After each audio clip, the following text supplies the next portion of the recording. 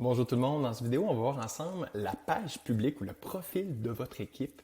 Donc ça, c'est votre carte de visite, essentiellement, c'est votre carte d'affaires sur le web. C'est sur cette page-là que tombent les patients lorsqu'ils cliquent dans le bas de chacune des conversations. On voit le profil du pharmacien qui a répondu, qui a interagi avec ce patient-là.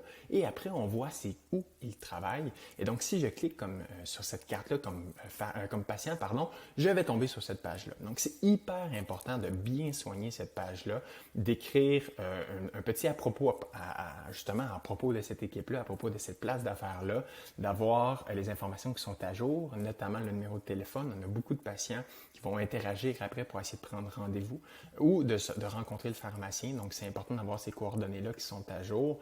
Et on voit les différents membres de l'équipe. Donc, les profils qui s'illustrent le mieux sur Question pour un pharmacien, ce sont les profils où est-ce que chacun des membres de l'équipe ont une photo de profil, ont mis leurs informations à jour, bien entendu. C'est vraiment là où est-ce que les patients ont un intérêt beaucoup plus grand à venir interagir, cliquer sur le contenu et se rendre à la pharmacie. On est heureux, en fait, de savoir chez Question pour un pharmacien que en 2018-2019, il y a environ 32,6% des patients qui ont reçu une réponse sur Question pour un pharmacien qui se sont rendus dans les heures ou les jours qui ont suivi en pharmacie.